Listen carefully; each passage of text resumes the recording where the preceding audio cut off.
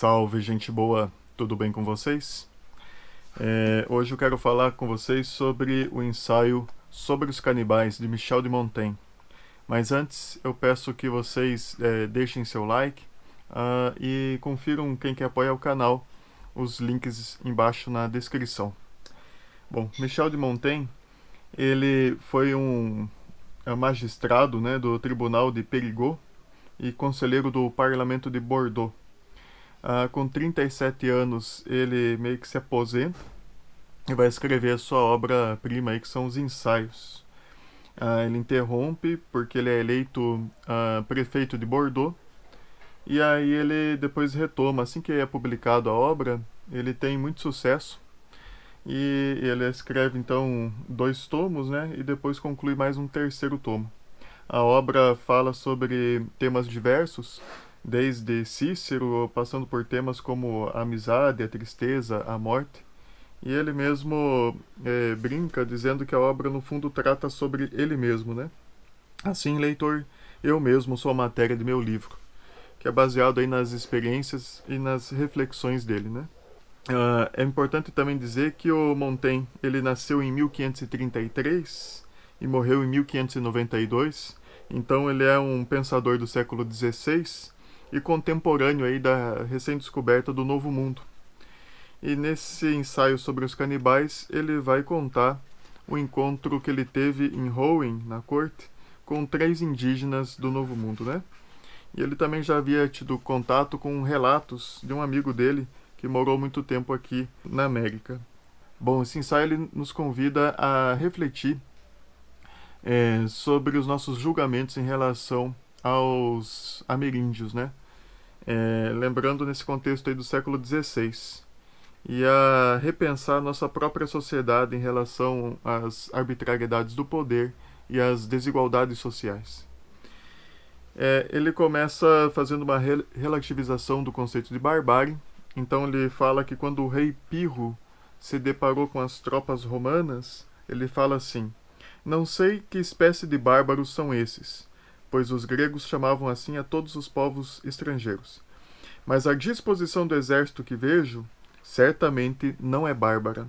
E em seguida, então, ele vai falar um pouco desse amigo que morou na França Antártica, aqui no Brasil, e que contou sobre os ameríndios para ele, né? Ele fala que o relato desse amigo tem mais credibilidade por ser esse amigo uma pessoa simples e assim não seria capaz de inventar, de imaginar as coisas, e faria também um relato mais fiel do que uma pessoa erudita, que por mais que tivesse um espírito mais aguçado, mais curioso, ao relatar também passaria sua interpretação, e com isso acrescentaria alguma coisa à história ou limaria alguma coisa da história para persuadir a respeito da própria interpretação. A seguir, o autor começa a fazer uma reflexão sobre o que é bárbaro, né? Ele fala assim: considero que não há nada de bárbaro e de selvagem nesse povo, senão na medida em que cada qual chama barbárie ao que não faz parte de seus costumes. Cada qual chama barbárie ao que não faz parte de seus costumes. Pois é verdade que não temos outros critérios para a verdade e a razão, exceto os exemplos que observamos e as ideias e os usos que vigoram no país onde vivemos. Então ele diz isso, né? De que tudo que é diferente dos costumes com os quais fomos criados, a gente tende a considerar então barbárie, né? E aí ele vai fazer, na verdade, um elogio ao selvagem. Então, contemporâneo ao pensamento da época, ele reconhece os indígenas como selvagens, mas ao invés de atribuir um valor negativo ao termo selvagem, ele atribui um valor positivo, né? Nesse sentido, parece até uma inspiração aí para Jean-Jacques Rousseau.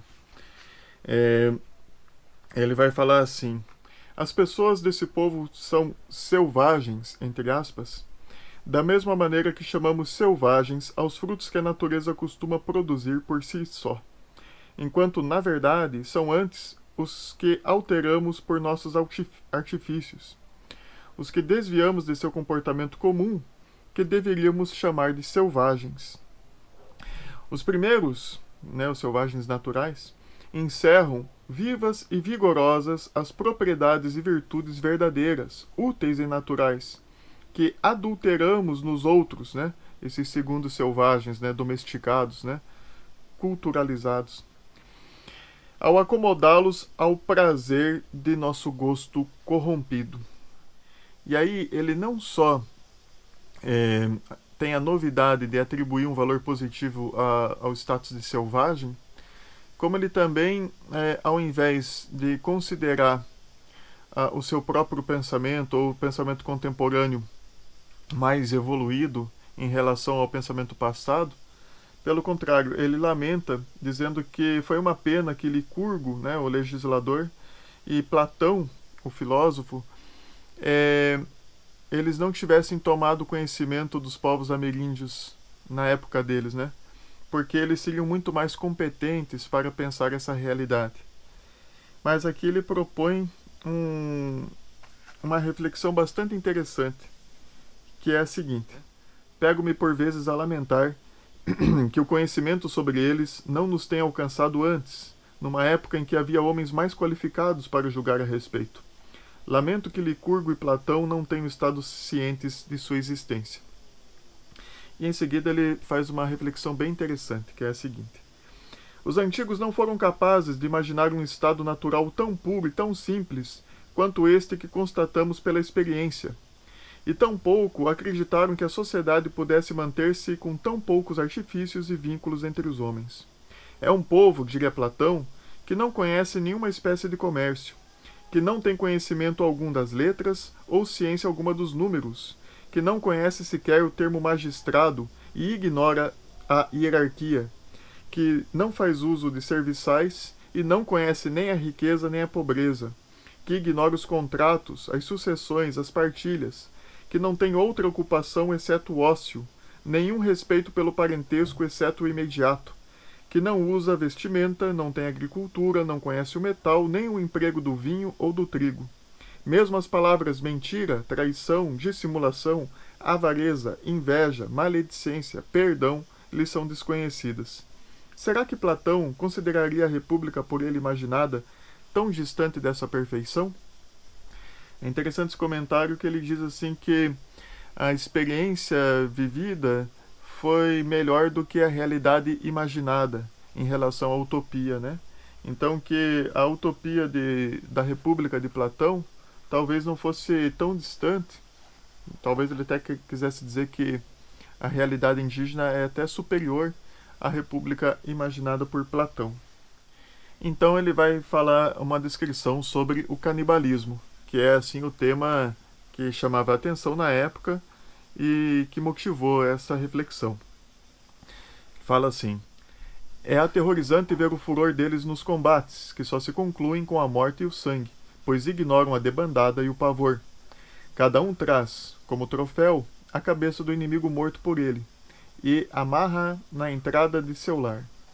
Depois de haver bem tratado seus prisioneiros durante um tempo bastante longo, e deles haver fornecido todas as comodidades possíveis, aquele que é seu senhor reúne todos de seu conhecimento numa grande assembleia, ata uma corda ao braço de um prisioneiro, pela qual o mantém à distância de alguns passos, por medo de ser ferido, e dá ao outro braço para que seja segurado da mesma maneira a um de seus mais caros amigos. Depois eles o abatem a golpes de espada, e feito isso, assam-no e comem-no em comum, enviando também alguns pedaços a amigos ausentes. E não o fazem, como poderíamos pensar, para alimentar-se, como outrora o faziam os citas, mas para demonstrar uma vingança extrema. Bom, aqui então ele apresenta o relato do canibalismo, mas ele vai relativizar. Ele vai dizer que os estoicos não viam mal nenhum em usar o cadáver, né, para, em caso de necessidade, para deles extrair alimento. E também vai dizer que nossos ancestrais, sitiados por César em Alésia, decidiram a lutar contra a fome causada por esse cerco usando os corpos dos velhos, das mulheres e de outras pessoas inúteis ao combate. Mas a principal relativização é a seguinte: ele diz que ao nos escandalizarmos, ao julgarmos, ao condenarmos o canibalismo, a gente vê o erro do outro, mas não reconhece o próprio erro, né? Fala ele assim: não fico aborrecido, de certo, por serem estigmatizados o horror e a barbárie de tal comportamento, mas em grande medida por ver que, julgando assim os erros deles, permanecemos em tamanho grau cegos diante dos nossos. E aí ele vai dizer que a sociedade francesa, né, por exemplo, fazia as torturas no patíbulo, né, e que enquanto os índios ao menos matavam o seu inimigo para depois comê-lo, as torturas eram feitas com o condenado, né, ainda vivo. Fala assim: considero que há mais barbárie em comer um homem vivo do que em comê-lo morto, em dilacerar por torturas e suplícios um corpo ainda capaz de sentir, em torrá-lo aos pequenos pedaços, em fazer com que seja mordido e devorado por cães e porcos, como não só ali que se fazia, mas vi fazerem há pouco tempo, e não entre velhos inimigos, mas entre vizinhos e concidadãos, e pior, sob pretexto de piedade e de religião. Existe mais barbárie nisso, digo, do que em assar e comer um corpo depois que morreu. Então aqui ele chama a atenção, né, da sociedade que se escandaliza com o canibalismo e não se escandaliza com os suplícios realizados ali, né, em praça pública e tal. E por fim ele vai falar então desse encontro que ele teve com 3 indígenas na corte de Rouen, durante o reinado de Carlos IX. Ele primeiro lamenta que esses indígenas mal suspeitam que conheciam a felicidade sob o céu da América e agora vão assim conhecer a corrupção, né, sob o céu da França. Vão acabar se corrompendo. Aí, após o rei matar a curiosidade a respeito do estilo de vida deles na América, ele mostra, né, todo o Fausto, a grandiosidade do reino da França, e pergunta o que eles acham daquilo. E o Montaigne fala que eles tiveram 3 conclusões, mas o Montaigne se lamenta de ter esquecido uma dessas conclusões, mas registra as outras 2. Ele fala que os índios estranharam o fato de homens fortes e armados, que seriam a guarda do rei, obedecerem às ordens de uma criança. E também fala que ficaram assim abismados de ver tanta desigualdade social, né, e por que os pobres não se rebelavam contra os ricos. Diz assim: disseram haver notado existir entre nós homens saciados e fartos em todo tipo de comodidades, enquanto os da outra metade mendigavam em suas portas, descarnados pela fome e pela pobreza. Consideravam estranho, portanto, que essas metades pudessem suportar tal injustiça sem agarrar as outras pelo pescoço ou pôr fogo na casa delas. Bom, gente, concluindo então, esse ensaio faz um relativismo cultural e moral e nos convida a refletir sobre a própria sociedade, no caso, a sociedade francesa, fazendo críticas ali à desigualdade social, à tolerância diante da desigualdade social e às arbitrariedades do poder, né? Coisa que ainda é contemporânea, infelizmente. Espero que tenha sido proveitoso a todos vocês. Fiquem na paz, um abraço e tchau, tchau.